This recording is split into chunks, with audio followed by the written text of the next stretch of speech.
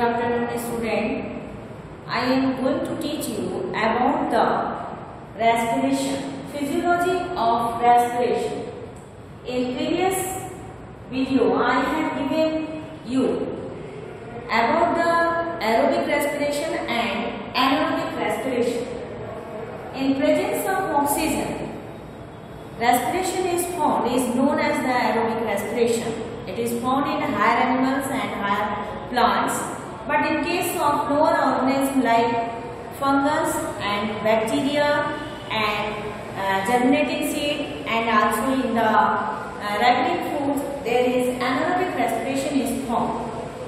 So here, physiology of respiration, how respiration is found. It involves the 3 steps.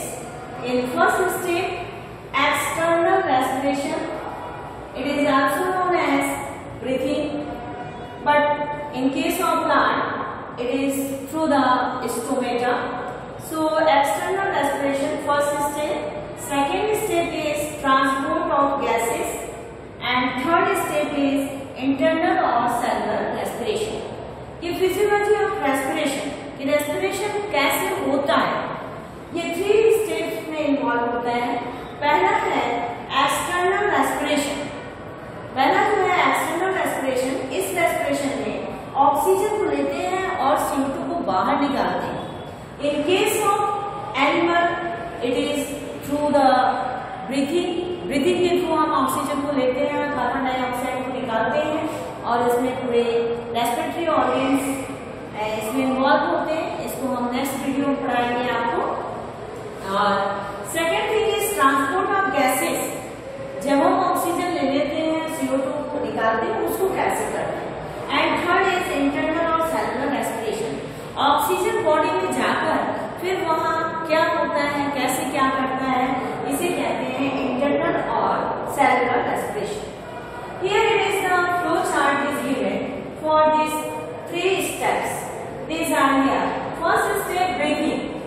In breathing, oxygen is taken.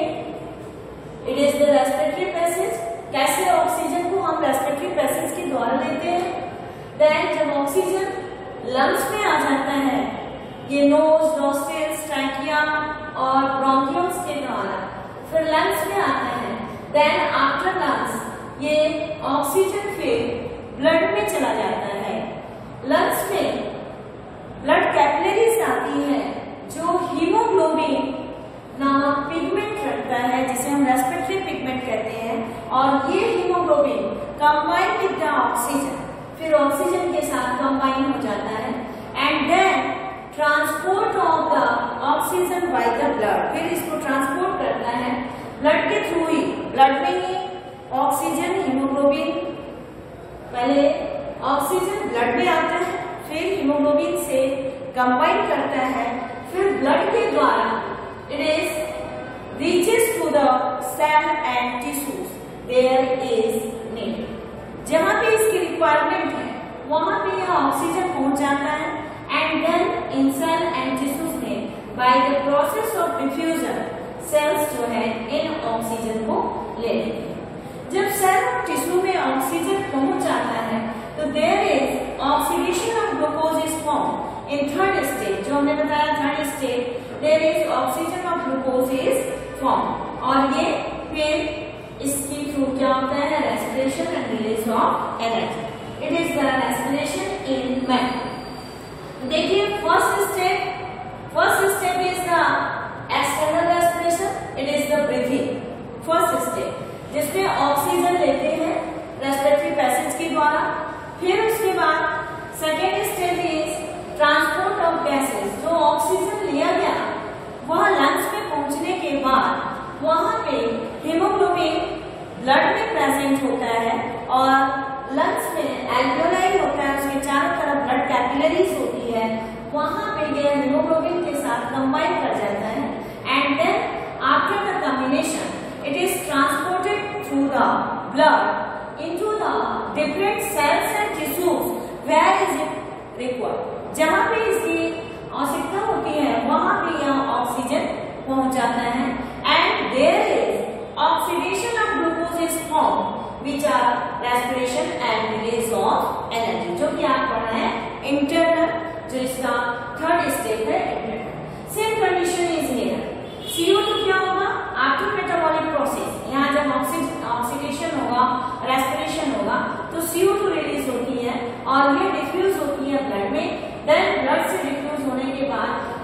जाता है lungs में, then after lungs में फिर CO2 bye the respiratory organs बाहर निकल जाता है। सो ये समझिए step by step. First external respiration, वहां देखिए external respiration only it means breathing. Plant में भी क्या है, ऑक्सीजन का लेना और CO2 का बाहर निकालना, it is called the external respiration bye respiratory organs. In higher organisms, there is the respiratory organs are present like nose, nostrils, trachea, lungs, these are etc. But in case of plant में stomata is present in the limbs which absorb the oxygen and also CO2 release out. So there is stomata is present for the external respiration. Stomata, plant में stomata present होता है for the exchange of gases, oxygen को लेने के लिए और CO2 को बाहर निकालने के लिए। दूसरा स्टेप है ट्रांसपोर्ट ऑफ गैसेस। जब ऑक्सीजन आ गया बॉडी में, फिर वो क्या होता है, कैसे ट्रांसपोर्ट होता है, तो ऑक्सीजन जो है ट्रांसपोर्टेड बाय द हीमोग्लोबिन। जो ब्लड कैपिलरीज लंग में आते हैं, उस ब्लड में हीमोग्लोबिन प्रेजेंट होता है, जिसके कारण ब्लड रेड इन कलर होता है। It is also known as the respiratory pigment and this oxygen is combined with the haemoglobin और बना लेता है oxy haemoglobin and diffuse into the blood capillaries. Lungs में एल्वेओलाई होती है, उस एल्वेओलाई से यह ऑक्सीजन ब्लड में पहुंच जाता है। देन आफ्टर रीचिंग, फिर पहुंच गया ब्लड में और पहुंचने के बाद ये पहुंच जाता है सेल और टिश्यूज में, डिफ्यूजन वहां भी होती है। यहाँ भी जब ये ब्लड लंग्स में पहुंचता है और लंग्स से ब्लड कैपिलरीज में जाता है, तो there is also process of diffusion. By the process of diffusion ही ऑक्सीजन जो है ब्लड कैपिलरीज में पहुंचती है एल्वेओलाई से। यहाँ भी क्या होगा, फिर टिश्यूज और सेल्स में ऑक्सीजन पहुंचता है, फिर उसके बाद ऑक्सीडेशन होता है ग्लूकोज का, जो ये है इंटरनल सेलुलर रेस्पिरेशन। ये ऑक्सीजन बॉडी में पहुंचने के बाद होता क्या है, ऑक्सीजन वहां पहुंचता है उस सेल और टिश्यू में जहां पे फूड मटेरियल्स आर रिच। पहले से ही जो आप फूड लिए रहते हैं, डाइट लिए रहते हैं, जो सिंपलेस्ट फॉर्म में चेंज हो गया था in previous chapter, all of you have studied कि जो कार्बोहाइड्रेट था यानी ग्लूकोज, कार्बोहाइड्रेट ग्लूकोज में कन्वर्ट हो गया, प्रोटीन एमिनो एसिड में कन्वर्ट हो गया, फैट फैटी एसिड्स और ग्लिसरॉल में कन्वर्ट हो गया। ये सारे आपने देखा कि हर टिश्यूज और सेल्स में पहुंच गया।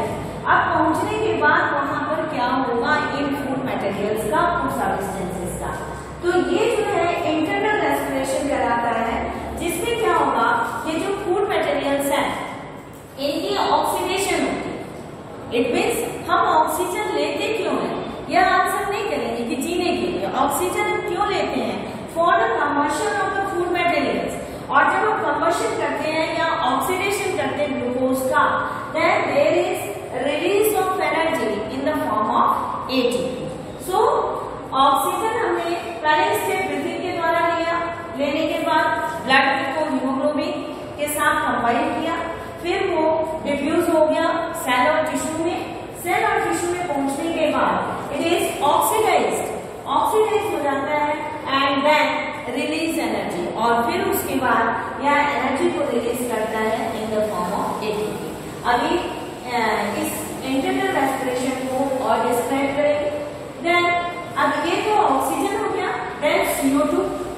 अब after the metabolic process which are found here in cell and tissue, after metabolic process the reactions are formed, so many CO2 is formed। अब CO2 निकलता है, H2O निकलती है, एनर्जी निकलती है, तो CO2 क्या है, वह बॉडी में प्रेजेंट नहीं रहेगी या बाहर निकलती है। तो CO2 कैसे निकलेगा, it is transported in 3 form, dissolve in plasma, या तो प्लाज्मा में डिसॉल्व हो जाए, या एज बाइकार्बोनेट्स कार्बोनेट्स के रूप में, एज कार्बे एमिनो कंपाउंड्स के रूप में, या कार्बे एमिनो हीमोग्लोबिन के रूप में, या CO2 आफ्टर डिफ्यूजन ट्रांसपोर्ट होता है। ऐसे CO2 after metabolic reaction CO2 जो फॉर्म हुआ डिफ्यूज हुआ इन ब्लड में और ट्रांसपोर्ट हो गया ब्लड में, फिर यह CO2 लंग्स में पहुंचा, देन आफ्टर लंग्स में पहुंचने के बाद ये नोज के थ्रू बाहर निकल। Then third step is internal और सेलुलर रेस्पिरेशन। ये जो ऑक्सीजन हमने बॉडी में लिया, ये क्या हुआ ऑक्सीजन लेने के बाद, तो यह रिएक्शन ऑक्सीजन जो बॉडी में पहुंचने के बाद by the respiratory organs they are transported by the blood through blood capillaries in different cells in different tissues of the body and there is oxidation of the food material is formed. It is known as the internal or cellular respiration. इसको हम cellular respiration कहते हैं, क्योंकि यह oxygen फिर उन tissue cells में पहुंचता है और वहां ग्लूकोज का ऑक्सीडेशन करता है। ये प्रोसेस प्लांट्स और एनिमल्स में सेम होते हैं, but in some cases it is found in oxygen, in presence of oxygen, and in some cases it is found in absence of oxygen. But here in high plants, in high animals, glucose oxidized होता है by the process of glycolysis, and then second step is Krebs cycle present होता है, जो अभी आपको हम बाद की क्लास में नेक्स्ट वीडियो में क्लियर करेंगे. So it is the physiology of respiration. And in next video I will give you about the internal and cellular respiration in detail. Thank you.